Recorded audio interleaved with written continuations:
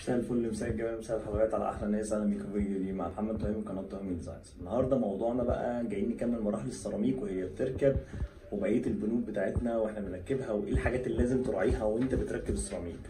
رقم واحد، بعد ما بنلزق السيراميك بتاعنا لازم نهتم باللحامات والغلايق. وفي حاجه تقنيه او حاجه مستواها عالي قوي بنلعب عليها، وناس كتير قوي مهندسين وناس بتغفل عنها. النقطه دي لازم تخلي بالك منها. لو انت مهتم بالفيديو ده متنساش تعمل لايك وسبسكرايب. تابعنا بعد الفيديو مع البرو.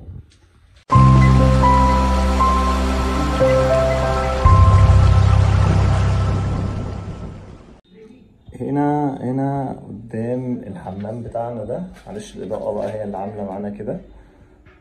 تمام. بنهتم حاجه رقم واحد نخلي بالنا منها، ان احنا بنركب زي ما قلنا شغلنا كله اهو صلايب الصليبه اتجمع مع بعض. صليبه. ليه بقى الصليبه دي بتخلي بالك من الحته دي، ان انت تبقى الشغل مستواه عالي وما يبقاش فيه اي مشاكل. زي ما شايفين بتبقى مستوى الفينش بتاعه محترم. طيب رقم اتنين، بنخلي بالنا واحنا بنعمل الحمام بتاعنا حاجات ناس كتير قوي بتغفل عنها، ومهندسين ديكور. خد بالك، معلومه جايه لك على الطاير. الغلاقه دي يعني لازم لما نيجي نعمل سيراميك نحط اليمين قد الشمال. في ناس بتخلي السيراميك مختلف شويه، وفي ناس بتخليه مش متزن، يعني يبدا سليم وبعد كده يرجع بغلاية. دي من الحاجات اللي هي ايه، بتبقى من العناصر المهمه بالنسبه لنا. اليمين قد الشمال برضو بالنسبه لي، ويطلع معايا اللحام هنا هنشوفه فوق يمين وشمال هنبدا بيه زي ما احنا بادئين هنا برضو. تعالوا نبص معانا كده اهو. هنا احنا بادئ من تحت عشان نوفر للعميل ان احنا ما نحطش الديكور، ويبقى بادئ معانا كده اهو. نفس القصه، الغلاقه اليمين قد الشمال، وبالنسبه لنا البلاطه بالشكل ده، وتقفل معانا على السيراميك وتبقى مستواها حاجه فوق التحفه. بنظبط بنبدا ازاي؟ اول بادئ الشقه بنبقى شادين شيك لاين او ساعي، ونبتدي ناخد التربيع بتاعنا او ناخد المقاس السليم بتاعنا. هعرض لكم كده ايه، بنحاول نحترم معانا ان احنا يبقى هو ده. اول ما بنبتدي من باب الشقه هنا اهو، بناخد المقاس بتاعنا الطبيعي ونقسط مقاساتنا.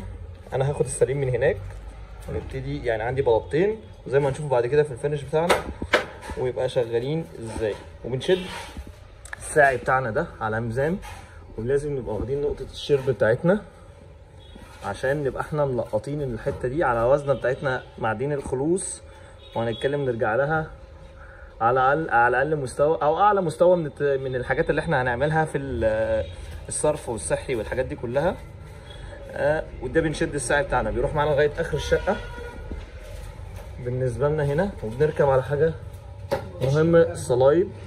الساعي بتاعي اهو، وعندي الصليبه. لازم تبدا مع كل الحام عشان احترم البلاطه، يعني احنا السيراميك بتاعنا بيبقى فيه ساعات بعض الديفوهات دي، فبتبين معانا القصه دي. يعني زي ما انتم شايفين كده، وطريقه التركيب بتبقى بمستوى عالي. الخلع بتاعنا بيكون مستواه برضو عالي جدا. نفس القصه هنا في طريقه التركيب، بنحط ايه امتى الرمله والمونه بتاعتنا بتبقى لباني شويه، واظبط الوزنه بتاعتي من قديم عشان ابدا على الجديد اللي بعدها، واحط الصلايب بتاعتي. احنا زي ما احنا شايفين مرحله لايف ليكوا اهو عشان تبقوا مبينه ايه الدنيا. رشين البلاطه بالميه زي اللي ورا كده اللي بيسحب منها، ونبقى مجهزينها تجهيز كامل. نبتدي نحط اهي البلاطه، يعني من ضمن المراحل اللي بنبقى شغالين عليها. هكمل لكم بقيه الشرب بعدها. ايوه، الله ينور يا حاج احمد. بس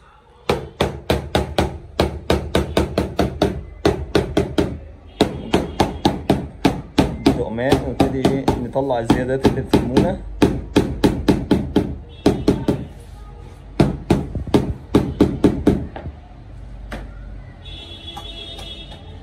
نشيل الاطراف ونبتدي نظبط الايه الشيك لاين بتاعنا مظبوط.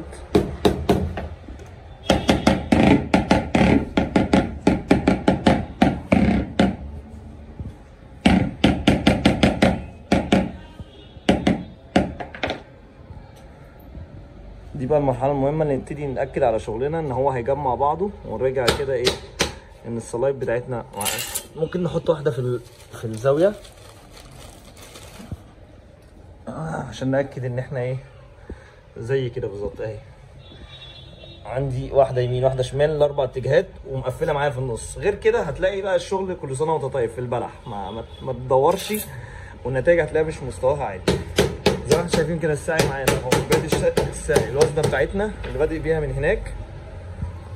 لازم ابقى انا مراعي، عندي حاجات تكييف، عندي تجهيزات، عندي حاجات اللي زي كده دي بالظبط، ابقى انا رادم. وبعد الردم بتاعي اعلى نقطه عندي حاطط الساعي بتاعي والشغل بتاعي زي ما احنا شايفين كده اهو مكمل معايا لاين واحد عشان يبين كل المراحل وكل الليفل اللي ايه ابقى انا داريتها وما يبقاش عندي مطبات او اضطر اخش في مشاكل معانا. التجهيز بتاعنا السيراميك ده، الناس اللي بتتكلم معانا وبتبعت لنا السيراميكا ساعات بتنطر، ساعات ما بتبقاش متجهزه.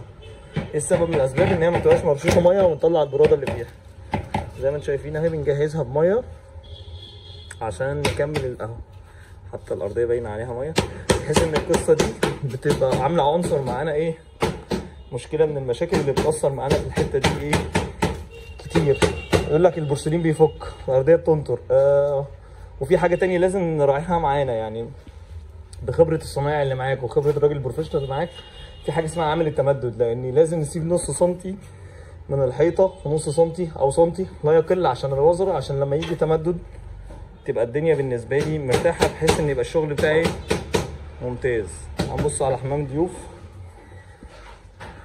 حمام الضيوف ده الشكل بتاعه اللي كنا بنتكلم عليه هندسيا برضو، السيراميك بتاعته هنا قفلت، وهتابعكم بمراحل برضو الفينش وازاي ايه اللي تعمله في الفينش وتشتغل بيها. فده غلاء يمين، غلاء يمين قد الشمال. دي من الحاجات الصعبه، اي حد ممكن يقول لك غلاء تبقى غلاء واحده يعني تبقى قطعه واحده، لكن هنا الغلاء يمين قد الشمال عشان تبقى لما ابص على الغلاء دي جنب الغلاء الثانيه الدنيا متناسقه. هنا المرايه بتاعت البلاطه تبقى بالنسبه لي حاجه مستواها، عاملين حاجه زي فكره الشادو جاب كده بمرايه شكلها محترم معانا برضو بتدي شكل كويس. اللحامات كلها راكبه على صلايب. نفس القصه هنا اهو غلاءتين يمين شمال الدنيا ايه حاجه واحده. برضو عندنا المطبخ لما خلص في احدى المراحل بتاعته شكل التسعين بتاعنا والشرب بتاعنا هنا لما كان راكب نفس القصه. مقفلين الدنيا دي كلها ومقفلين الشغل كله بالمرحله دي.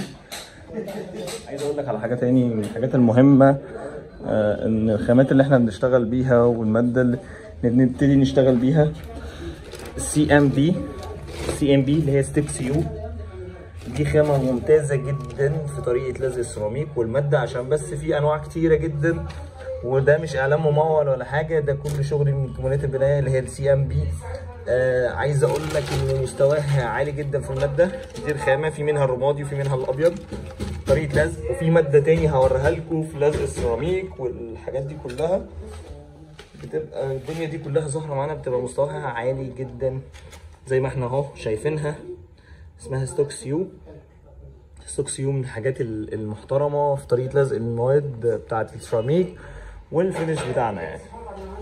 متنساش لو عجبك الفيديو تعمل لايك سبسكرايب وتشترك معانا في القناه. كان معاكم مهندس الديكور محمد تهامي وقناه تهامي ديزاينز.